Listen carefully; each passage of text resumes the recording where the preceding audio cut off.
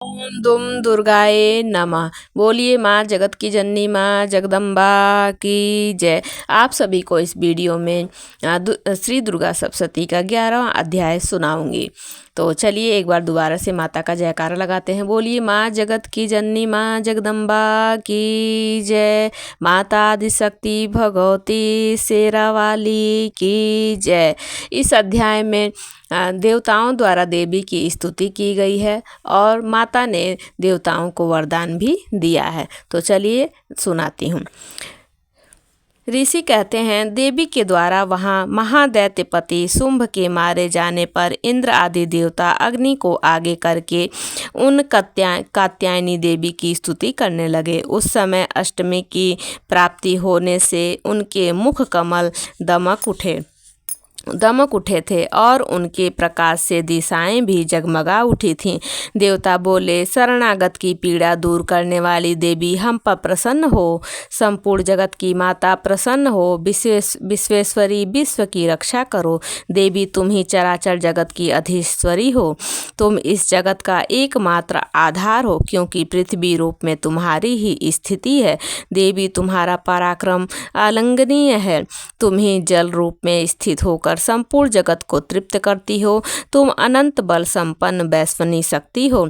इस विश्व की कारणभूता परामाया हो। देवी तुमने इस समस्त जगत को मोहित कर रखा है। तुम ही प्रसन्न होने पर इस पृथ्वी पर मोक्ष की प्राप्ति कराती हो। देवी संपूर्ण विद्याएं तुम्हारे ही भिन्न भिन्न स्वरूप हैं। जगत में जितनी स्त्रियां हैं वे सब तुम्हारी ही मूर्तियां हैं। जगदम्ब एकमात्र तुमने ही इस विश्व को व्याप्त कर रखा है। तुम्हारी स्तुति क्या हो सकती है। तुम तो स्तवन करने योग्य पदार्थों से परे एवं परावाड़ी हो। जब तुम सर्व स्वरूपा देवी स्वर्ग तथा मोक्ष प्रदान करने वाली हो, तब इस रूप में तुम्हारी स्तुति हो गई। तुम्हारी स्तुति के लिए इससे अच्छी उक्तियां और क्या हो सकती हैं। बुद्धि रूप से सब लोगों के हृदय में विराजमान रहने वाली तथा स्वर्ग एवं मोक्ष प्रदान करने वाली नारायणी देवी तुम्हें नमस्कार है। कला काष्ठा आदि के रूप में क्रमशः परिणाम अवस्था परिवर्तन की ओर ले जाने वाली तथा विश्व का उपसंहार करने में समर्थ नारायणी तुम्हें नमस्कार है। नारायणी तुम सब प्रकार का मंगल प्रदान करने वाली मंगलमयी हो। कल्याणदायिनी शिवा हो। सब पुरुषार्थों को सिद्ध करने वाली शरणागत वत्सला 3 नेत्रों वाली एवं गौरी हो। तुम्हें नमस्कार है। तुम सृष्टि पालन एवं संहार की शक्ति भूता सनातनी देवी गुणों का आधार तथा सर्व गुणमयी हो। नारायणी तुम्हें नमस्कार है। शरण में आए हुए दीनों एवं पीड़ितों की रक्षा में संलग्न रहने वाली तथा सबकी पीड़ा दूर करने वाली नारायणी देवी तुम्हें नमस्कार है। नारायणी तुम ब्राह्मणी का रूप धारण करके हंसों से जुते हुए विमान पर बैठती हुई तथा कुश मिश्रित जल छिड़कती रहती हो। तुम्हें नमस्कार है। महेश्वरी रूप से त्रिशूल चंद्रमा एवं सर्प को धारण करने वाली तथा महान वृष की पीठ पर बैठने वाली नारायणी देवी तुम्हें नमस्कार है। मोरों और मुर्गों से घिरी रहने वाली तथा महाशक्ति धारण करने वाली कौमारी रूप धारिणी निष्पापे नारायणी तुम्हें नमस्कार है। शंख चक्र गदा और सांग धनुष उत्तम आयुधों को धारण करने वाली वैष्णवी शक्ति रूपा नारायणी तुम प्रसन्न हो। तुम्हें नमस्कार है। हाथ में भयानक महाचक्र लिए और दारों पर धरती को उठाए वाराही रूप धारिणी कल्याणमयी नारायणी तुम्हें नमस्कार है। भयंकर नृसिंह रूप से दैत्यों के वध के लिए उद्योग करने वाली तथा त्रिभुवन की रक्षा में संलग्न रहने वाली नारायणी तुम्हें नमस्कार है। मस्तक पर किरीट तथा हाथ में महावज्र धारण करने वाली सहस्र नेत्रों के कारण उद्दीप्त दिखाई देने वाली और वृषासुर के प्राणों का अपहरण करने वाली इंद्र शक्ति रूपा नारायणी तुम्हें नमस्कार है। शिवदूती रूप से दैत्यों की महती सेना का संहार करने वाली मुंडकर रूप धारण तथा विकट गर्जना करने वाली नारायणी तुम्हें नमस्कार है। दारुणों के कारण विकराल मुख वाली मुंडमाला से विभूषित मुंडमर्दिनी चामुंडा रूपा नारायणी तुम्हें नमस्कार है। लक्ष्मी, लज्जा, महाविद्या, श्रद्धा, पुष्टि, स्वधा, ध्रुवा, महारात्रि तथा महा अविद्या रूपा नारायणी तुम्हें नमस्कार है।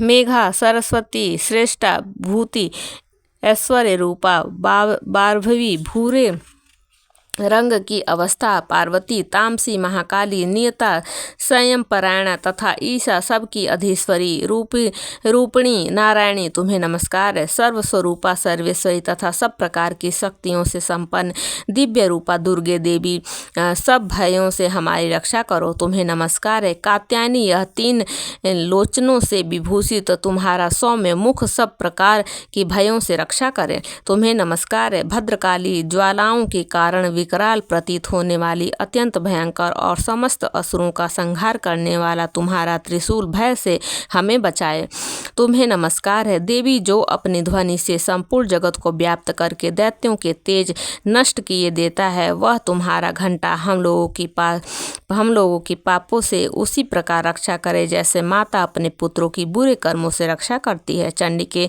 तुम्हारे हाथों में सुशोभित खड्ग जो असुरों की रक्त और चर्बी से चर्चित है हमारा मंगल करे हम तुम्हें नमस्कार करते हैं। देवी तुम प्रसन्न होने पर सब रोगों को नष्ट कर देती हो और कुपित होने पर मनवांछित सभी कामनाओं का नाश कर देती हो। जो लोग तुम्हारी शरण में आ चुके हैं उन पर विपत्ति तो आती ही नहीं तुम्हारी शरण में गए हुए मनुष्य दूसरों को शरण देने वाले हो जाते हैं। देवी अंबिके तुमने अपने स्वरूप को अनेक भागों में विभक्त करके नाना प्रकार के रूपों से जो इस समय इन धर्मद्रोही महादैत्यों का संहार किया है वह सब दूसरी कौन कर सकती थी। विद्याओं में ज्ञान को प्रकाशित करने वाले शास्त्रों में तथा आदि वाक्यों वेदों में तुम्हारे सिवा और किसका वर्णन है तथा तुमको छोड़कर दूसरी कौन ऐसी शक्ति है जो इस विश्व को अज्ञान में घोर अंधकार परिपूर्ण ममता रूपी गड्ढे में निरंतर भटका रही हो। जहाँ राक्षस जहाँ भयंकर विष वाले सर्प जहाँ शत्रु जहाँ लुटेरों की सेना और जहाँ दावा नल हो वहाँ तथा समुद्र के बीच में भी साथ रहकर तुम विश्व की रक्षा करती हो। विश्वेश्वरी तुम विश्व का पालन करती हो विश्वरूपा हो इसलिए संपूर्ण विश्व को धारण करती हो। तुम भगवान विश्वनाथ की भी वंदनीया हो।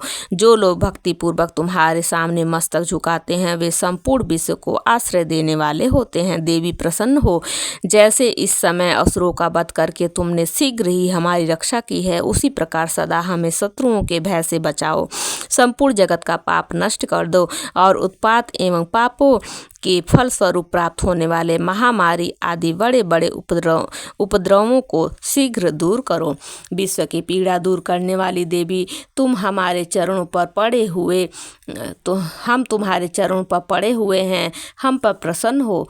त्रिलोक निवासिनियों की पूजनीय परमेश्वरी सब लोगों को वरदान दो। देवी बोली देवताओं मैं वर देने को तैयार हूँ तुम्हारे मन में जिसकी इच्छा हो वह वर मांग लो।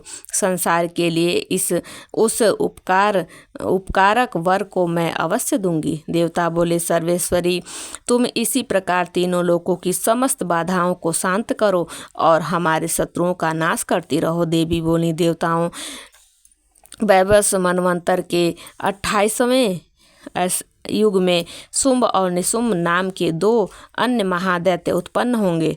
तब मैं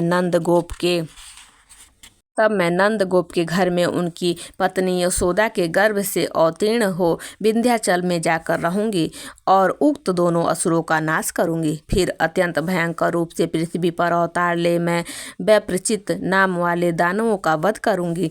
उन भयंकर महादैत्यों को भक्षण करते समय मेरे दांत अनार के फूल की भांति लाल हो जाएंगे। तब स्वर्ग में देवता और मृत्युलोक में मनुष्य सदा मेरी स्तुति करते हुए मुझे रक्तदंतिका कहेंगे। फिर जब पृथ्वी पर 100 वर्षों के लिए वर्षा रुक जाएगी और पानी का अभाव हो जाएगा उस समय मुनियों के स्तवन करने पर मैं पृथ्वी पर आयो निजा रूप में प्रकट होंगी और 100 नेत्रों से मुनियों को देखूंगी। अतः मनुष्य शताक्षी इस नाम से मेरा कीर्तन करेंगे। देवताओं उस समय मैं अपने शरीर से उत्पन्न हुए शाकों द्वारा समस्त संसार का भरण पोषण करूंगी। जब तक वर्षा नहीं होगी तब तक वे शाक ही सबके प्राणों की रक्षा करेंगे। ऐसा करने के कारण पृथ्वी पर शाकंभरी के नाम से मेरी ख्याति होगी। उसी अवतार में मैं दुर्गम दुर्गम नामक महादैत्य का वध भी करूंगी। इससे मेरा नाम दुर्गा देवी के रूप से प्रसिद्ध होगा। फिर मैं जब भीम रूप धारण करके मुनियों की रक्षा के लिए हिमालय पर रहने वाले राक्षसों का भक्षण करूंगी, उस समय सब मुनि भक्ति से नतमस्तक होकर मेरी स्तुति करेंगे। तब मेरा नाम भीमा देवी के रूप में विख्यात होगा। जब अरुण नामक दैत्य तीनों लोकों में भारी उपद्रव मचाएगा, तब मैं तीनों लोकों का हित करने के लिए 6 पैरों वाले असंख्य भ्रमरों का रूप धारण करके उस महादैत्य का वध करूंगी। उस समय सब लोग भ्रामरी के नाम से चारों ओर मेरी स्तुति करेंगे। इस प्रकार जब जब संसार में दानवी बाधा उपस्थित होगी, तब तब अवतार लेकर मैं शत्रुओं का संहार करूंगी। श्री मार्कंडेय पुराण में सावर्णिक मनवंतर की कथा के अंतर्गत देवी महात्म्य में देवी स्तुति नामक 11वां अध्याय। बोलिए जग जननी माँ जगदम्बा की जय, माता आदि शक्ति की जय, माँ करुणामयी ममतामयी की जय। जय जय माँ जगदम्बा।